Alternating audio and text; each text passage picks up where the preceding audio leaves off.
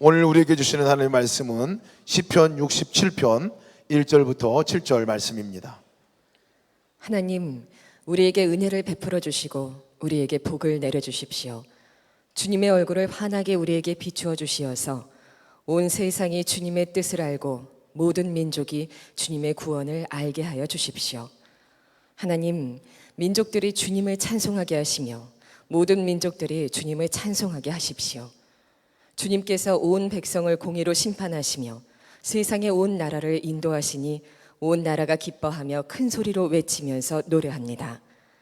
하나님, 민족들이 주님을 찬송하게 하시며 모든 민족이 주님을 찬송하게 하십시오. 이 땅이 오곡백과를 냈으니 하나님, 곧 우리의 하나님께서 우리에게 복을 내려주셨기 때문이다. 하나님께서 우리에게 복을 주실 것이니 땅끝까지 온 누리는 하나님을 경외하여라. 이 시편 67편에서 시편 기자가 첫 번째부터 하나님께 복을 달라는 기도를 합니다. 우리 모두가 다 원하는 기도이죠. 하나님, 우리에게 은혜를 베풀어 주시고 우리에게 복을 내려 주십시오. 그런데 이 시편 기자가 이 복을 달라는 기도를 자기 자신만을 위해서 하는 것이 아니고 2절부터 5절에 이르러서는 온 민족들과 온 세상의 모든 사람들이 다 복을 받게 해달라는 기도를 합니다. 그래서 아주 특별한 시편입니다. 2절부터 5절까지 보면 온 세상 모든 민족들이 온 백성을 세상의 온 나라를 인도하시니 온 나라가 민족들이 모든 민족이 주님의 뜻을 알고 주님의 구원을 알고 다 하나님을 찬양하게 하시고 공의로 심판을 받고 또 하나님의 인도함을 받게 해달라는, 그러니까 이 시편 67편은 전형적으로 모든 열방을 향한 기도입니다. 모든 민족을 위한 기도입니다. 저희 교회에서도 열방 기도센터가 있습니다. 다 아시죠? 어디 있는지도 아시죠? 지하 3층에 나가시다 보면 열방 기도센터가 임시로 옮겨 있는데 마가다락방 수리를 하고 있기 때문에 지금은 거기서 모입니다. 온 세계 열방을 위해서 매일 24시간 기도하는 기도센터입니다. 오늘 우리 갈렙교회에서는 태국으로 단기 선교팀이 떠나고요, 내일은 여선교회에서 인도로 단기 선교팀이 떠납니다. 다음 주일에는 여재호 목사님이 인도네시아 선교사로 파송을 받으시게 됩니다. 하나님의 마음을 우리가 그렇게 받았기 때문입니다. 열방을 향한 하나님의 마음을, 온 세상을 향하여 기도하게 하신 하나님의 마음을 우리도 동일하게 느끼고 있는데, 이 시편 67편이 아주 전형적인 열방을 위한 기도입니다. 그런데 이 열방을 위해서 기도하고 온 세상 모든 사람을 위해서 기도하고 복음을 전하는 일이 결코 쉬운 일이 아닙니다. 왜냐하면 그들은 복음 듣기를 기뻐하지 않기 때문입니다. 오히려 복음을 전하는 일에 대해서 핍박하는 이들이 많습니다. 서울여대 교목실장이신 장경철 목사님, 그분이 흔적신학이라는 책을 최근에 쓰셨어요. 제가 그 책을 읽으면서 처음에 서울여대 교목으로 일하실 때 겪으셨던 어려움을 거기에 쓰셨더라고요. 학생들에게 무슨 주제의 말씀을 듣고 싶으냐고 쭉 조사를 해봤답니다. 그랬더니 다들 하는 이야기가 아무 이야기도 듣고 싶지 않다, 빨리만 끝내달라. 참 얼마나 난감했겠어요. 아무 이야기 듣고 싶지 않다, 특히 종교와 관련된 그런 주제의 이야기는 아주 지겹다, 이런 반응이 기독교 계통의 학교에 온 학생들이 그러니 우리가 세상에 나가서 하나님에 대해서 증거하고 그리고 기도하면 결국 그들이 좋은 반응을 하지 않습니다. 그러므로 온 세상을 향하여 기도할 수 있는 사람이 누굴까? 복을 받은 사람입니다. 진짜 복을 받은 사람. 지금 이 시편 기자가 열방을 위해서 기도하면서 하나님께 복을 달라고 기도를 합니다. 진짜 복을 받아, 하나님으로부터 진짜 복을 받은 사람만이 그 감격을 다른 사람들에게 전해주고 싶은 겁니다. 아직 모르니까 복음을 배척하고 아직 받아들이지 않지만 그래도 내가 받은 복이 너무 놀라우니까 그들도 그 복을 받기를 간절히 원하니까 복음을 전하는 거예요. 열방을 위해 기도를 하게 되는 겁니다. 이 시편 기자는 자기가 복을 받았음을 고백합니다. 6절에 이 땅이 오곡백과를 냈으니 하나님 곧 우리의 하나님께서 우리에게 복을 내려주셨기 때문이다. 이 시인은 자신이 복을 받았다고 고백을 합니다. 여러분, 이 시인이 무슨 복을 받았을까요?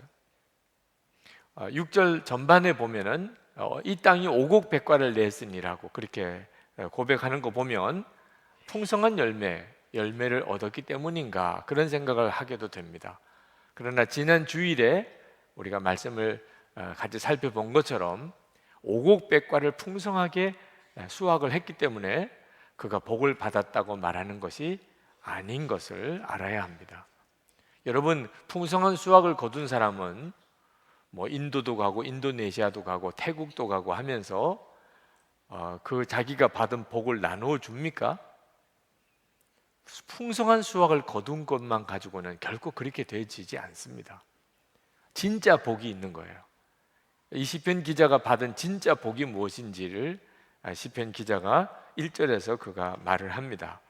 하나님 우리에게 은혜를 베풀어 주시고 우리에게 복을 내려 주십시오 하고는 주님의 얼굴을 환하게 우리에게 비추어 주시어서 라고 그렇게 간구합니다. 그러니까 진짜 복은요, 하나님께서 환한 얼굴로 나를 비추어 주시는 것. 다시 말하면 하나님의 환한 얼굴을 본 거예요. 하나님의 환한 얼굴을 보았다는 말은 하나님과 그렇게 친밀하게 이제 주님을 만났다는 겁니다.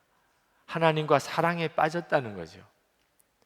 이것이 시편 기자가 그렇게 달라고 하는 복입니다. 그리고 이 복을 받은 사람만이 열방을 향하여 기도하게 돼요.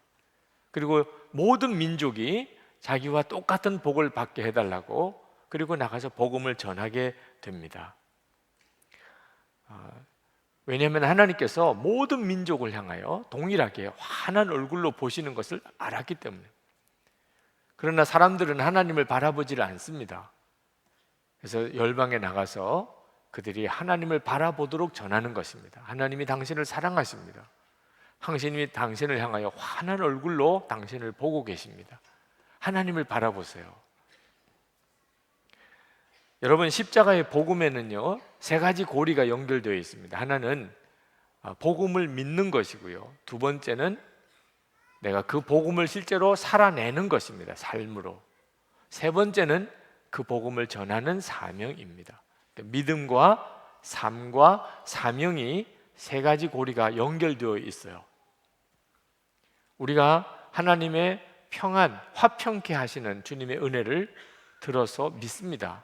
십자가로 하나님과 우리는 화평케 되었습니다. 그러면 두 번째는 실제로 그것을 누려야 되는 거죠. 하나님과 내가 친밀해지는 겁니다. 하나님과 화평하게 됐으니까 내가 주님의 음성을 듣고 또 주님이 나를 사랑하는 것을 내가 경험하고 그리고 주님과 친밀해지는 삶을 사는 거죠.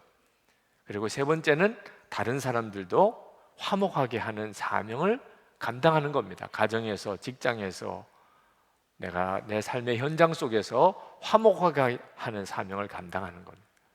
하나님의 사랑도 마찬가지입니다. 하나님의 사랑을 믿어야 되죠. 두 번째는 실제로 하나님의 사랑을 누려야 하는 것입니다. 하나님이 나를 사랑하신다. 그래서 걱정과 근심이 없고 마음이 기쁨과 감사가 충만한 삶을 사는 겁니다. 그리고 세 번째는 나가서 하나님의 사랑을 전하는 거예요. 여러분, 하나님의 공의도 마찬가지입니다. 하나님은 공의의 하나님, 심판의 하나님이신 것을 알고 믿어야 되고, 두 번째는 본인 자신이 거룩한 삶을 살아야 되는 거죠. 하나님이 공의의 하나님이시니까 거룩한 삶을 사는 거, 죄를 이기는 삶을 사는 거죠. 그리고 세 번째는 나가서 사람들에게 하나님은 심판의 하나님, 공의의 하나님이심을 선포하는 겁니다. 하나님의 나라도 마찬가지입니다. 하나님의 나라가 있음을 믿어야 되죠. 그리고 하나님의 나라를 실제로 본인이 자기 마음에 이루어지는 것을 누려야 합니다. 하나님이 나를 통치하시는 거죠. 내 마음속에 하나님의 나라가 이루어졌어요. 그리고 난 다음에 하나님의 나라가 있음을 선포하는 것입니다.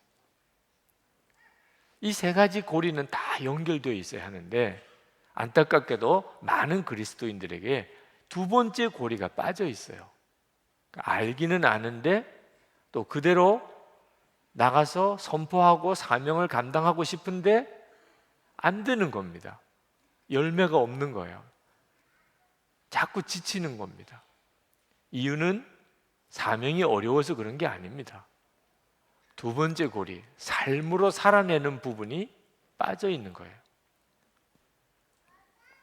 여러분, 하박국서 2장 14절에 이는 물이 바다를 덮은 같이 여호와의 영광을 인정하는 것이 세상에 가득함이니라. 이사야 11장 9절에 물이 바다를 덮은 같이 여호와를 아는 지식이 세상에 충만할 것임이니라. 그렇게 말씀했습니다. 예언하셨어요. 여러분, 이런 날이 올 것이라고 믿어지십니까? 여호와의 영광을 인정하는 것이 온 세상에 충만해. 물이 바다 덮은 같이 여호와를 아는 지식이 물이 바다를 덮은 같이 온 세상에 가득할 것이 믿어지시나요? 많은 그리스도인들이 믿지 못해요. 여기에 우리 한국 교회 교인들의 영적인 좌절감이 있습니다. 정말 물이 바다 덮은 같이 온 세상에 하나님의 영광을 인정하고 하나님을 아는 지식이 충만하고 가득하게 되는 날이 올까? 우리 집도 안 됐는데, 우리 집도 하나님의 영광이 가득하고 여호와를 아는 지식이 우리 집의 식구들 사이에도 충만하지 않은데 학교가 될 수 있을까? 내 직장이 될 수 있을까? 내가 사는 아파트 단지 그 안에 사는 모든 사람들이 정말 하나님의 영광을 보고 여호와를 아는 지식이 가득한 이런 날이 여러분 오겠습니까? 올 거라고 믿어지십니까? 많은 그리스도인들이 그런 날이 올 거라고 믿어지지 않는 거예요. 여러분, 그러나 하나님은 분명히 약속하셨습니다. 반드시 그렇게 될 것이라는 겁니다. 물이 바다를 덮은 같이 여호와의 영광을 인정하는 것이 온 세상에 충만, 여호와를 아는 지식이 온 땅에 가득할 것이라고. 하나님은 그걸 반드시 이루실 거예요. 어떻게 그게 이루어지지요? 열심히 전도하면 그렇게 될까요? 하나님께서 어떤 역사를 통해 그 일을 하실지를 우리가 분명히 알아야 합니다. 바로 시편 67편의 기자가 복을 달라고 했던 이 복을 받은 사람입니다. 하나님께서 환한 얼굴로 그 얼굴빛을 비춰주시는 은혜를 받은 사람, 하나님과 친밀해진 사람, 하나님이 살아계신 것을 생생히 경험하는 사람, 날마다 주님과 동행하는 사람, 이런 사람들이 일어나는 것이에요. 그러면 물이 바다 덮은 같이 하나님의 영광을 인정하고 여호와의 지식이 온 땅에 충만하고 가득하게 되는 날이 옵니다. 여러분 한번 생각해 보십시오. 정말 하나님이 살아계신 것을 분명하게 눈이 뜨였고 늘 주님이 함께 계시기 때문에 두려움과 염려가 없어진 사람, 항상 기뻐하고 감사하는 사람, 원수도 용서하고 사랑하는 사람, 그런 은혜를 받았습니까? 늘 주님이 함께 계시니까 은밀한 죄가 이제는 사라진 사람, 하나님이 기뻐하시는 길을 가야 되는데 고난이 눈앞에 왔을 때 그 고난을 두려워하지 않고 오히려 순교하는 것도 축복이라고 믿는 사람, 이런 사람이 여러분 사는 아파트 단지를 걸어 다니고 있어요. 여러분이 다니는 직장에 그런 사람이 있어요. 여러분이 다니는 학교에 그런 사람이 있습니다. 그러면 다른 사람들이 그런 사람을 볼 때 어떻게 볼까요? 아니, 저 사람은 어떻게 저렇게 살 수 있을까? 하나님의 영광이 드러나는 거예요. 여호와를 아는 지식이 드러나는 거예요. 예수를 믿는 사람이기 때문에 저렇대. 저 사람이 예수 믿고 난 다음부터 그렇게 되었대. 이 세상에 지금 우리나라에 1,000만 그리스도인을 말합니다. 아니 여러분, 1,000,000명의 그리스도인들이 정말 살아계신 하나님, 그 환한 얼굴빛으로 보시는 하나님을 알고 주님과 늘 그렇게 동행하고 사는 게 맞다면, 여러분, 하나님을 영화롭게 하는 그 영광이 온 땅에 충만한 일이 그렇게 어렵겠습니까? 지금 우리 한국 교회의 문제는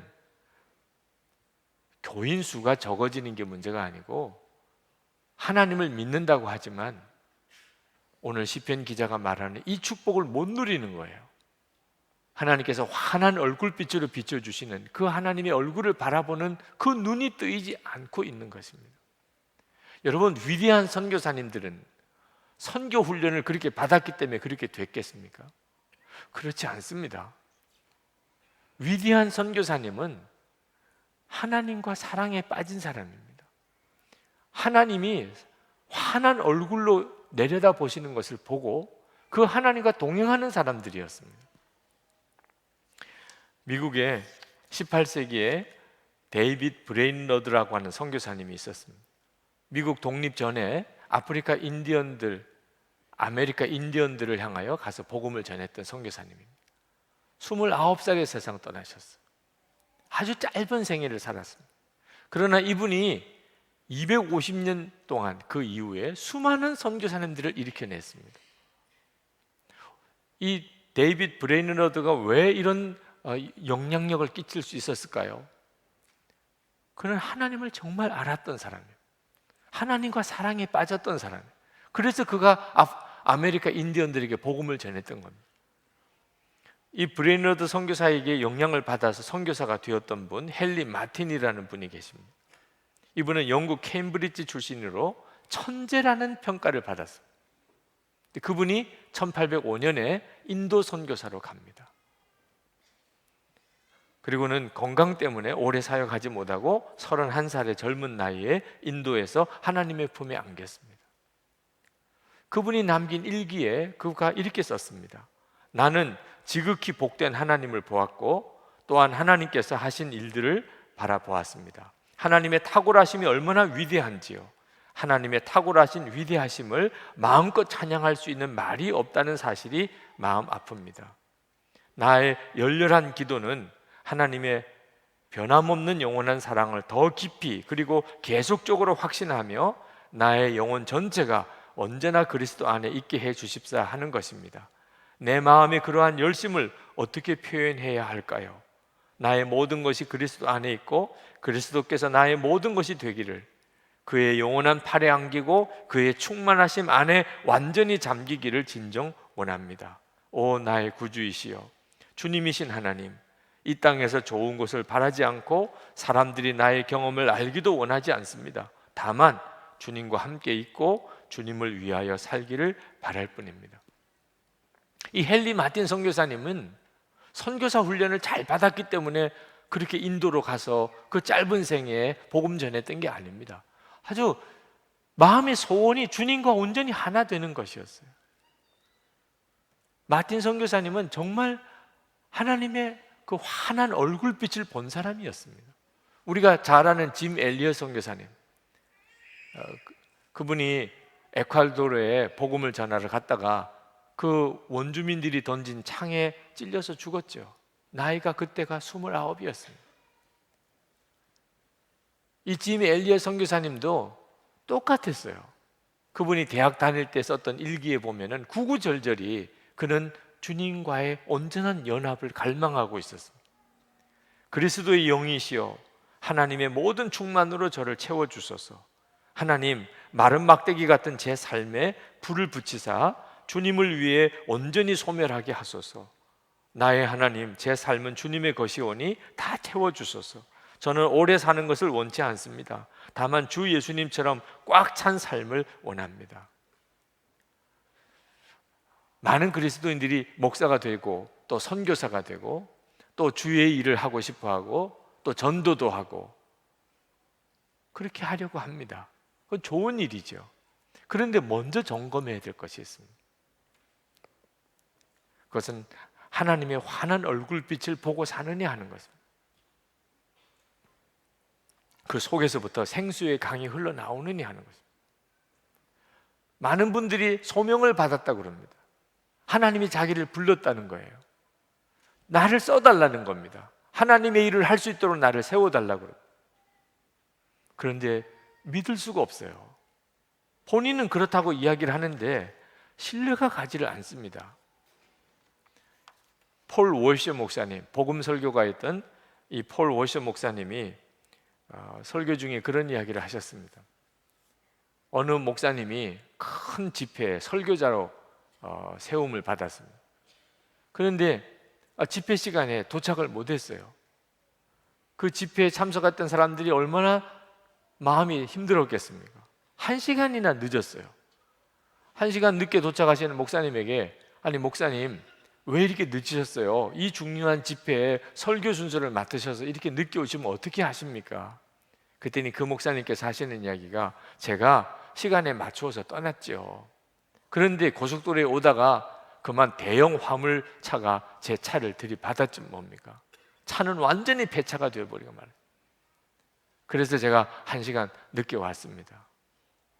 그런데 머리는 얼마나 단정하게, 넥타이도 잘 매시고, 뭐 어디 다친 흔적이 하나도 없어요. 어디 뭐 흙이 묻은 것도 없어요. 그러고는 와서 대형 화물차가 들이받아서 사고가 나가지고 1시간이나 거기서 죽을 고비를 넘기고 부사일생으로 살았다는 겁니다. 여러분 같으면 그럴 때 어떤 느낌이겠어요? 아니 이 목사님이 지금 거짓말하는 거 아니야?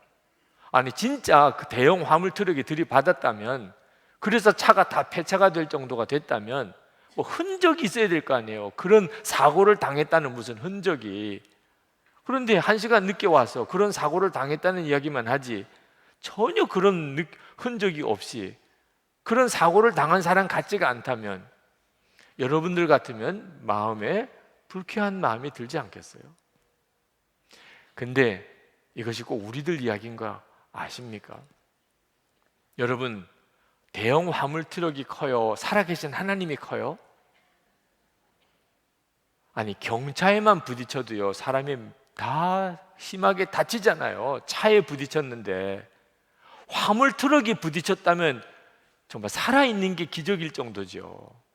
그런데 화물 트럭보다도 말할 수 없이 크신 살아계신 하나님을 만났다면서, 믿는다면서, 그 하나님을, 그 하나님의 자녀라면서, 그 하나님의 종이라면서, 그 하나님의 마음에 계시다면서 어떻게 인격이 그렇게 하나도 안 바뀌어요? 어떻게 삶에 그렇게 조금도 어떤 변화가 없어요?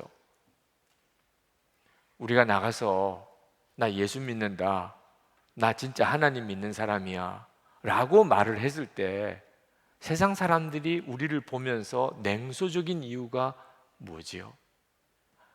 아니 진짜 그런 하나님을 믿는다면 뭐 흔적이 있을 거 아니야 너가. 아니 정말 너가 그런 하나님을 믿는다면, 너가 그 하나님의 자녀가 맞다면, 하나님이 지금 내 속에 계신 게 맞다면 말이 그럴 수가 없잖아. 너 삶의 얼굴 모양이 그럴 수가 없잖아. 대형 화물 트럭에 부딪힌 사람은 부딪힌 흔적이 있는 거 아니에요? 여러분, 우리에게 있어서 정말 중요한 것은 하나님의 그 환한 얼굴빛을 바라보는 눈이 뜨이는 것입니다. 이건 예수 믿는 사람에게 하나님이 약속하신 축복이에요. 우리가 하나님 앞에 복을 달라고 기도하는 데는 이유가 있습니다. 내가 사업이 잘 되고 돈을 많이 벌고 내가 하는 일이 성공하고 우리 자녀들이 좋은 대학 가기 위해서가 아니에요. 모든 민족이 다 내가 받은 이 복을 받게 되기를 이 갈망하는 이 복이 뭐죠? 살아계신 하나님을 내가 진짜 아는 겁니다. 하나님을 막연하게 믿는 게 아닙니다. 하나님은 나에게 환한 얼굴빛으로 비춰주시는 그분이세요. 그 하나님을 믿는 거예요. 우리가 그 하나님을 믿게 될 때 우리 삶 속에서 내 속에서부터 즐거움이 솟아나옵니다. 하나님을 진짜 여러분 그렇게 믿는 사람은요 마음 속에서부터 즐거워요. 내 형편과 처지가 어떠하든지 간에, 지금보다도 10배나 더 어려운 가운데 내가 산다 할지라도 내 속에서부터 즐거움이 솟아나와요. 하나님을 알고 나면. 스텔리 존스 선교사님이 인도에서 6개월 동안 인도 오지에 복음을 전하는 전도 여행을 떠나는 날, 같은 팀의 일원이었던 메리 웹스터라는 자매가 쪽지 한 장을 주더래요. 그래서 그 쪽지를 읽어봤더니 예수님과 함께 재미있게 놀다 오세요, 그렇게 썼더래요. 처음에는 약간 불쾌한 마음이 들더래요. 아니, 내가 이 어려운 6개월 동안의 전도 여행을 떠나는데 예수님과 함께 재미있게 놀다 오라니, 이게 너무 경박한 말이잖아. 그런데 이 쪽지를 생각했는데 이게 정말 중요한 것이구나. 예수님과 함께 지금 가는 전도 여행입니다. 예수님과 함께 가는 전도 여행이 즐겁지요. 주님과 함께 손잡고 가는 전도 여행이에요. 6개월 동안이나. 그러니 얼마나 즐거워요. 전도 여행이 힘든 거다, 전도 여행은 고생스럽다, 전도 여행은 위험한 것이다, 정말 주님을 모르는 거죠. 주님과 함께하는 즐거움이 아직도 눈뜨지 않은 사람들이죠. 스탠리 존 선교사님이 순례자의 노래라는 책에서 이렇게 썼습니다. 그것은 내가 그리스도인이 되어 누리고 있는 것을 정확히 꼬집은 것이다. 나는 재미를 누리고 있다. 예수와 함께하는 재미를, 그리스도인이 되는 것은 재미있는 일이다. 여러분은 하나님께 이 복을 구하시고 계십니까? 하나님, 제게 복을 주세요. 주님의 환한 빛을 제가 바라볼 수 있게 해주세요. 저는 24시간 예수님을 바라보시라고 그렇게 권합니다. 이유는 이 축복을 저만 누리면 안 된다고 생각했기 때문에. 저는 제 주위에 있는 사람들이 다, 하여튼 저와 관련이 있는 사람들은 다 24시간 주님을 바라보는 그런 눈이 열리기를 정말 원합니다. 주님을 바라보는 눈이 뜨이기를 정말 원해요. 그게 얼마나 좋은 것인지를. 삶이 완전히 뒤바뀌어 버리는 것입니다. 그러면서 제 주위에 있는 사람들뿐만 아니고 전 세계 모든 민족들, 모든 사람들이 다 그리 되기를 원해요. 그런 갈망이 일어나요. 하나님께서 정말 그 일을 하시는 모양입니다. 내년 이번 11월에는 일본을 가야 되고, 내년 1월에는 대만을 가야 되고, 지난 토요일에는 미국에 있는 목회자들이 왔고, 그리고 인도네시아에, 인도에 곳곳에서 주님과 친밀히 동행하는 삶에 대해서 나누어 달라고, 그 복음을 좀 전해 달라고 요청해 오고 있어요. 오늘 시편 67편을 읽으면서 이것은 이미 하나님이 우리에게 주신 비전이에요. 시편 67편 5절에 하나님, 민족들이 주님을 찬송하게 하시며 모든 민족이 주님을 찬송하게 하십시오. 이런 복을 받은 사람에게 나오는 소원의 기도죠. 그러나 여러분, 오해하지 말 것은, 그런 축복은, 하나님과 아주 친밀하게 교제하는 이런 축복은 특별한 사람들에게 하나님이 주시는 은혜일 거야. 모든 그리스도인들이 다 그렇게 되겠어? 여러분, 결코 그렇지가 않습니다. 모든 그리스도인들, 여러분 이 자리에 계신 분 중에 한 분도 빠짐없이 지금 나는 아닐 거야 생각하는 바로 그 사람도 하나님과 친밀한 교제를 누리도록 축복해 주셨어요. 특별한 사람이 따로 있는 게 아닙니다. 만약에 따로 있다면 하나님을 친밀한 하나님으로 만나고 교제하기를 갈망하는 마음이 있는 사람이 있을 뿐이에요. 정말 하나님을 친밀하게 만나고 싶은 갈망이 있느냐 하는 것. 여러분, 소경 바디메오는 아무것도 보이지 않은 사람이었습니다.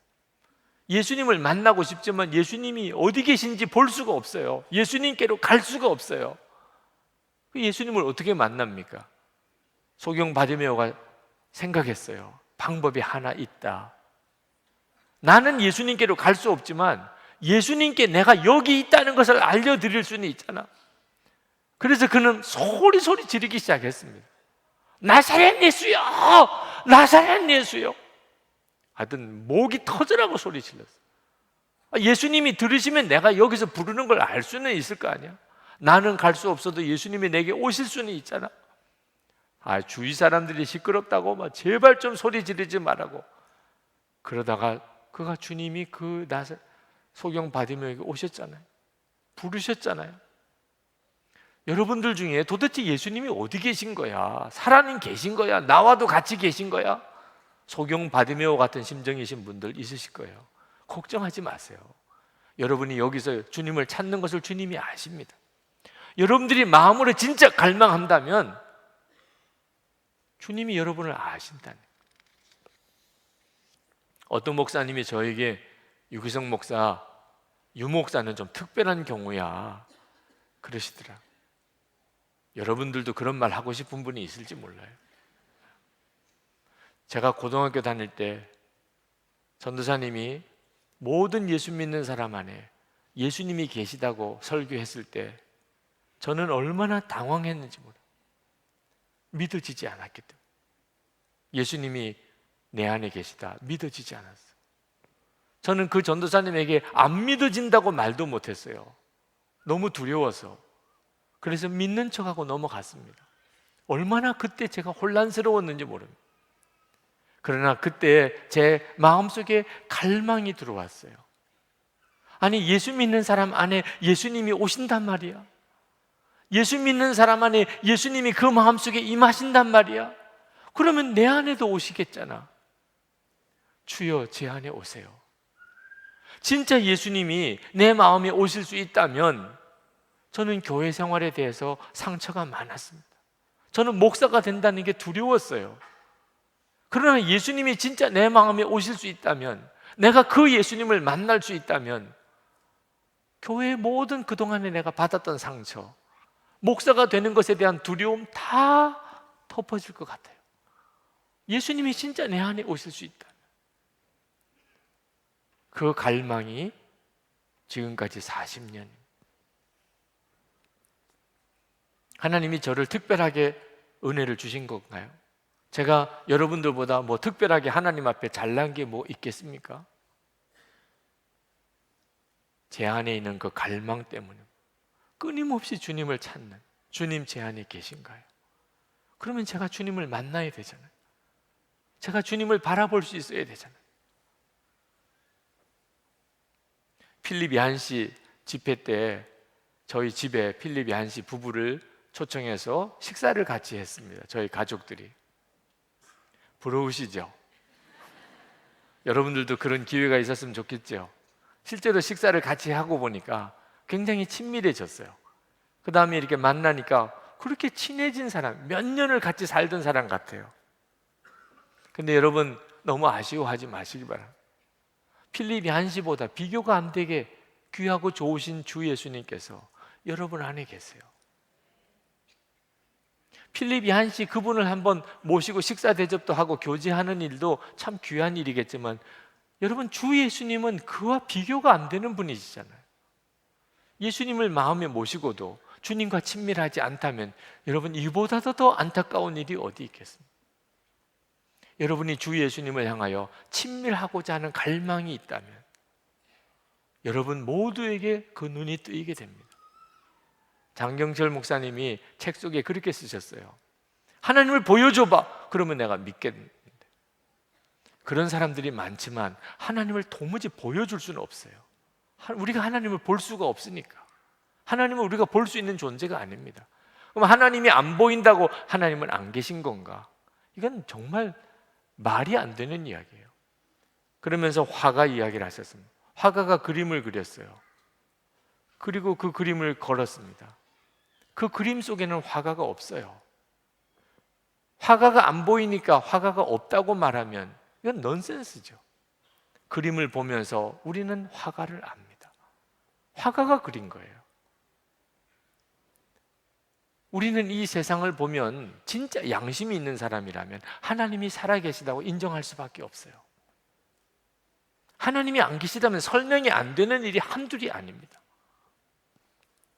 특히 예수님을 믿은 사람은 그의 삶 속에 예수님이 아니면 설명 안 되는 일이 한두 가지가 아니에요. 진짜 정말 양심적이란. 오늘 여러분이 이 자리에 계신 것 자체가 예수님께서 여러분과 함께 계신 너무나 놀라운 증거라니까요. 여러분들이 정말 주님을 갈망하세요. 하나님 제게 복을 주세요. 열방을 위해서입니다. 제가 복을 받아야 비로소 주님의 증인이 됩니다. 하나님의 영광을 아는 것이 온 땅에 가득한, 하나님을 만난 사람을 통해 그렇게 된다니까요. 시편 67편 7절에 하나님께서 우리에게 복을 주실 것이니 땅 끝까지 온 누리는 하나님을 경외하여라. 이 고백이 여러분의 고백이 되고 여러분이 누리는 축복이 되기를 축원합니다. 이 시간에 우리 같이 기도하겠습니다. 하나님, 제 눈을 열어주세요. 하나님, 저에게 복을 주세요. 하나님, 환히 웃으시는 주님의 얼굴 빛을 저에게 비춰주시고 제가 그것을 바라보는 눈을 뜨게 해주옵소서. 하나님, 주님을 이렇게 사랑하고 주님과 동행하는 자로 살게 해주시고 그것을 통해서 주의 역사가 나의 삶에 드러나게 해주옵소서. 기도하겠습니다.